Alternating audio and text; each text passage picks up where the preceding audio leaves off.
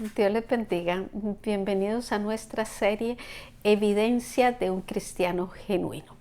Un cristiano genuino es aquel que está moldeando a Cristo en su vida. De ahí el título de nuestra clase, Jesús el modelo perfecto. Nuestra introducción nos dice cómo una conducta transformada y santificada nos hace más parecidos a Jesús, y nuestras relaciones con otros serán testigos de esto. Nuestra base bíblica en 1 de Pedro 2, del 11 al 25, tiene en algunas Biblias el título de Vivir como siervos de Dios. Nuestra clase trae afirmación para los que lo están haciendo y motivación para los que lo están comenzando a disfrutar, el ser siervos de Cristo, con los objetivos: 1, entender lo que significa ser libres en Cristo y a la vez ser siervos de Dios. Equilibrar nuestro temperamento y carácter para mantener buenas relaciones con los demás. Esforzarnos en imitar a Jesús en lo que pensamos, decimos y hacemos. Aquí les quiero recordar que Pedro les está escribiendo a los expatriados, gente que había sido sacada de su zona de comodidad. Pedro tiene el deseo, la preocupación de ayudarles, que en estos momentos que ellos están pasando, donde tienen temores, donde hay emociones encontradas, no vayan a dañar su fe ni a afectar su testimonio delante de los incrédulos. Así que por eso se da esta palabra de Dios, que es la expresión viva de la voluntad de Dios para el ser humano, especialmente de los que creemos y vivimos en Cristo. Punto 1. Un comportamiento ejemplar para testificar de Cristo al mundo, una conducta que glorifique a Dios ante los incrédulos. 1 de Pedro 2:11. Amados, os ruego como a extranjeros y peregrinos. Este ruego de Pedro es por lo urgente e importante de su mensaje, y lo hizo a extranjeros y peregrinos. Eso significa que se estaba refiriendo a ciudadanos del cielo. Juan 17:14. Que os abstengáis de los deseos carnales que batallan contra el alma, para que nuestra conducta sea santa y sirva como testimonio del poder del Evangelio ante los incrédulos. Tenemos que abstenernos de lo pecaminoso, pero también de lo que le desagrada a Dios. La metáfora que está en este verso, donde dice batallan, no se refiere a una lucha cuerpo a cuerpo, es más bien una expedición planeada contra un objetivo militar. Podríamos compararlo a la fría incitación de los deseos de Sansón por parte de Dalila para destruirlo. Así es como el enemigo quiere usar nuestros deseos carnales en nuestra contra y contra nuestra fe. Cuando no se ha hecho en el creyente una santificación total, lo que hay en él es una batalla continua entre la carne y el Espíritu. Verso 12. Cuando el Espíritu Santo extrae de raíz toda inclinación y concupiscencia al mal, la conducta es pura. Cuando Dios nos da un proceso, una situación para nosotros ser más que vencedores en esa área, este es el resultado, una conducta pura. Solo así es como los gentiles o inconversos no tendrán razón para murmurar, sino que glorificarán a Dios cuando tengan que hablar de un creyente. Punto B. Respeto a las autoridades para hacer callar a los insensatos. En los días de esta epístola, estaban los ojos puestos sobre estas comunidades de creyentes en crecimiento, y estos deseaban encontrar razones para denunciarlos como grupos reaccionarios y opuestos a las leyes civiles. Un ejemplo de esto es cuando años más tarde el emperador romano Nerón acusa a los cristianos de haber incendiado Roma, cuando él mismo había sido el autor de este terrible crimen.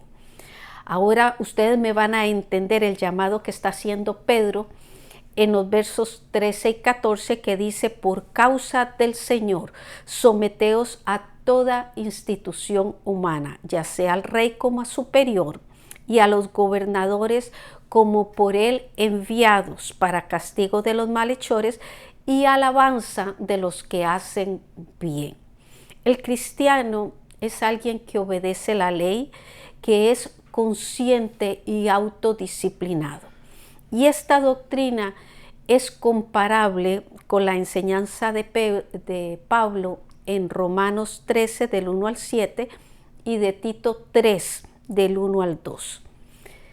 Esto, aclaramos, no quiere decir que las leyes humanas tengan prioridad contra lo ordenado por el Señor.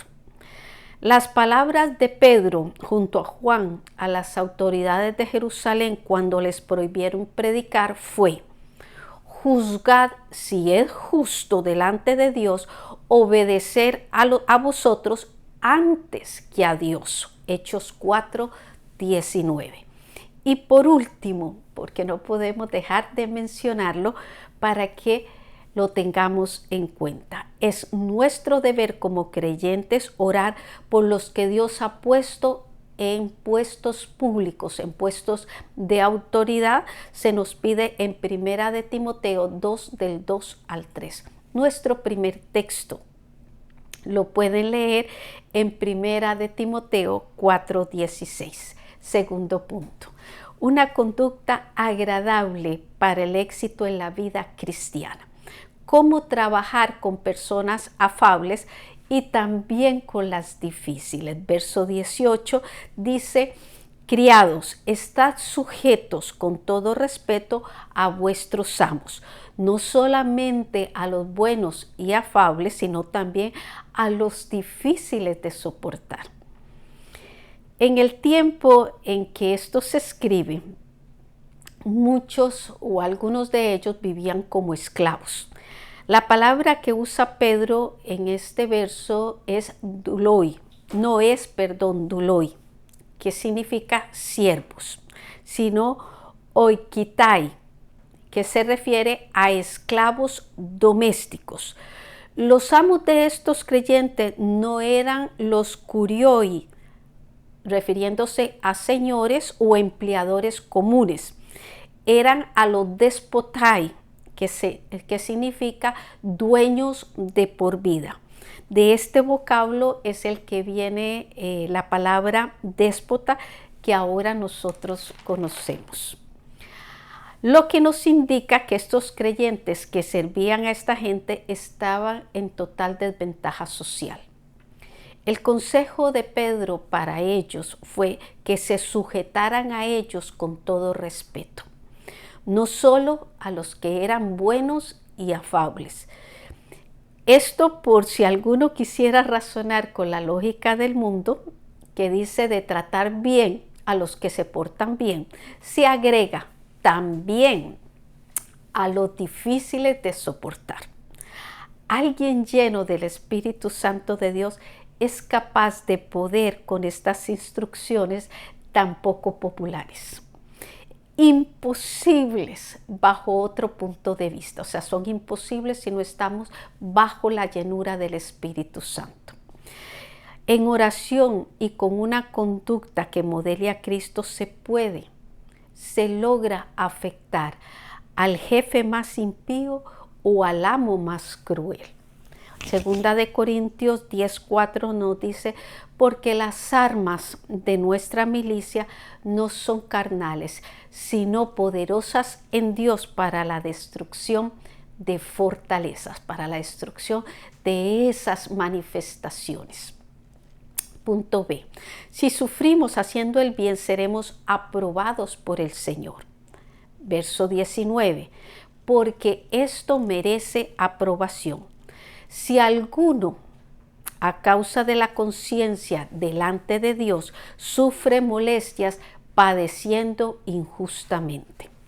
Debemos tomar en cuenta que no todos los creyentes servían a amos crueles, ni todos estaban bajo el azote del sufrimiento. Pero la exhortación general de Pedro a todos los cristianos era para estar preparados para cuando les tocara algún tipo de represión o sufrimiento sin razón o culpa. Ama a tus enemigos, nos dice la palabra. Pon la otra mejilla. Esto solo se consigue por medio del poder de aquel que oró por sus verdugos de esta manera. Señor, oh Padre, perdónalos porque no saben lo que hacen. A esto se refiere que esto es lo que merece aprobación. La recompensa comienza cuando lo razonable concluye. La gracia del Señor está con los que se conducen con la conciencia limpia delante de Él y aún así son víctimas de maltrato. Verso 20. Este verso es una contraposición para que podamos entender por qué Pedro nos está pidiendo lo que nos dice. Pues qué gloria es si pecando sois abofeteados y lo soportáis. Mas si haciendo lo bueno sufrís y lo soportáis, esto ciertamente es aprobado delante de Dios. Vamos hacia la pregunta. ¿Qué gloria es qué cosa? Que amemos a los que nos aman. Que le hagamos bien a los que nos hacen bien. O que le demos o le prestemos a quienes no lo puedan devolver, nos dice Lucas 6, 32, 34. Si pecando sois abofeteados y lo soportáis, cuando dice esto lo que se está refiriendo es que si ocurre sería recibir lo que se merece, muy diferente a sufrir haciendo lo bueno. Esto es lo que es aprobado delante de Dios. La palabra aceptado viene del griego charis, que tiene una hermosa fuerza doble de gracia y de favor. El sentido es que cuando obras bien y sufres con paciencia, esto es una gracia de Dios manifestada. Nuestro segundo texto, Lucas 6, 35.3. Una vida apegada a Jesús, nuestro guía, fiel y pastor abnegado. Su abnegación lo llevó al sacrificio máximo por nosotros. Verso 21. Pues para esto fuisteis llamados, porque también, fuimos llamados a la abnegación. Fuimos llamados al sacrificio para mostrar a Cristo. También Cristo padeció por nosotros, dejándonos ejemplo para que sigamos sus pisadas. También Cristo padeció, dejándonos ejemplo, vuelvo a repetir, para que sigamos sus pisadas. Su amor por nosotros lo lleva a padecer a fin de rescatarnos. Juan 3:16 nos dice, porque de tal manera amó Dios al mundo que ha dado a su Hijo unigénito para que todo aquel que en Él cree no se pierda. El ejemplo que quiere que sigamos es el amarnos los unos a los otros. Juan 13:35, verso 22. Sigue Primera de Pedro 2, 22 diciéndonos, el cual no hizo pecado, ni se halló engaño en su boca. No pecó. Todos los castigos y vejaciones a que lo sometieron fueron sin motivo. Verso 23. Quien cuando le maldecían no respondía con maldición. Cuando padecía no amenazaba, sino que encomendaba la causa al que juzga justamente. Rescato del verso, no amenazaba, sino encomendaba. cumpliendo así el principio que se nos da en la palabra a todos, en Romanos 12 del 19 al 20, donde dice: mía es la venganza, yo daré el pago, yo pagaré, dice el Señor. Así que si tu enemigo tuviere hambre, dale de comer, y si tuviere sed, dale de beber. Este es el amor que Dios quiere que le mostremos a Él. Una, confiando nuestras causas a Él. Y dos, hacia nuestro prójimo, no reteniendo sus ofensas. Verso 24. Quien llevó él mismo nuestros pecados en su cuerpo sobre el madero, para que nosotros, estando muertos al pecado, vivamos a la justicia, y por cuya herida, dice, fuisteis sanados. Pedro recuerda a ellos y nos lo recuerda ahora a nosotros, que Cristo llevó nuestros pecados. Su muerte fue más que un ejemplo, nos dio a nosotros participación. Los que participamos, dice que estamos muertos al pecado y ahora podemos vivir a la justicia. Concluimos este punto entendiendo que los sufrimientos de Jesús no fueron en vano. Con ellos nos redimió y nos ha dado una vida de victoria. Ahora somos más que vencedores en Cristo Jesús. Asimismo, el sufrimiento del creyente produce en él virtudes de gran valor. Los sufrimientos generan paciencia y fortalecen nuestra fe, aunque no nos guste pasar por ellos. Punto B. Éramos ovejas descarriadas, pero ahora estamos en su redil. Tenemos que estar siempre confiados en la posición que el Señor nos ha dado. Este pasaje tiene como base la profecía de Isaías 53 del 5 al 9, donde se nos presenta al Mesías sufriente antes de su triunfo universal. En el verso 6 de Isaías el profeta dice: todos nosotros nos descarriamos como ovejas, cada cual se apartó por su camino, mas Jehová cargó en él el pecado de todos nosotros. Verso 25, ahora vamos a 1 de Pedro 2:25. El apóstol en este verso aplica el verso que les acabo de leer de Isaías 6. Dice: a todos los que antes andaban fuera de la voluntad de Dios, como lo dice, como a ovejas descarriadas, así lo dice Pedro. Ese estado comenzó desde que nuestros primeros padres pecaron, Adán y Eva, contra Dios y se apartaron del plan que Él tenía para todo el género humano. Pero ahora, nos dice Pedro, habéis vuelto al pastor y obispo de vuestras almas. Les está diciendo dónde tienen que situarse. Esto fue posible por el plan restaurador que Dios en su gracia hizo para todo el ser humano que lo pueda recibir, donde opera por una parte el amor de Dios y por el otro la fe del creyente.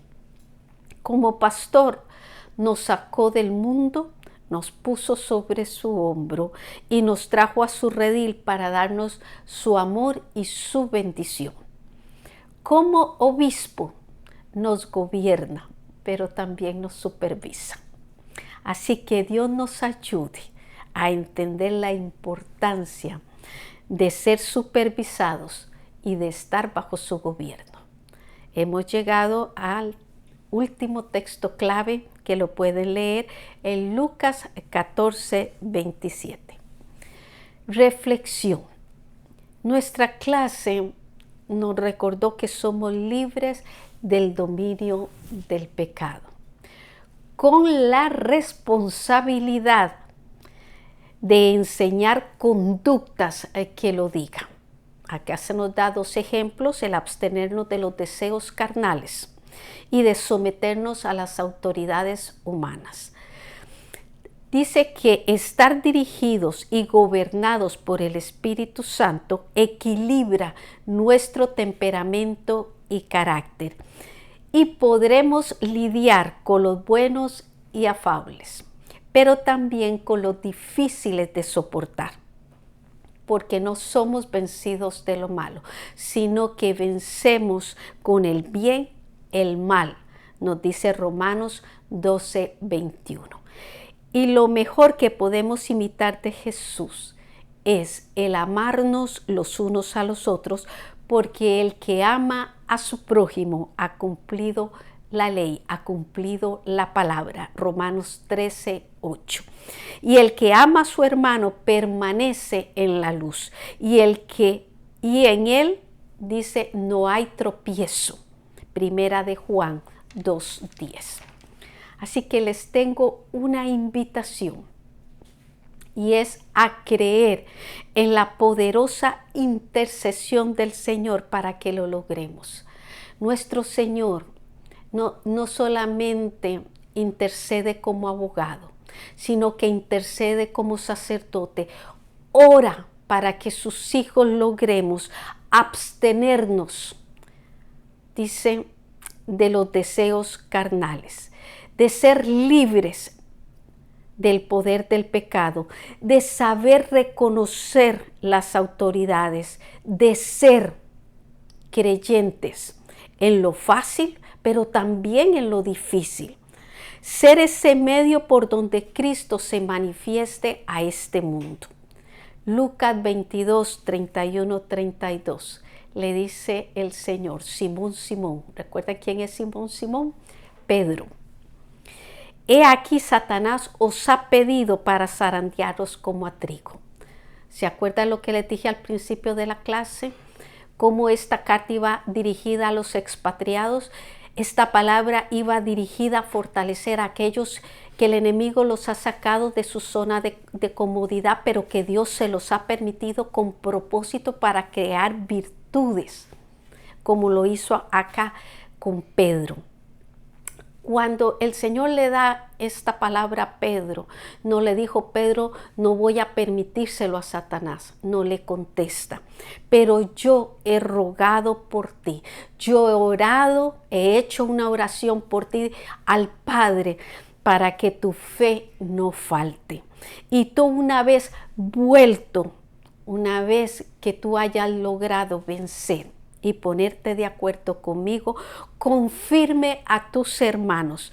Hermanos, y aquí estamos viendo la manifestación de esta palabra.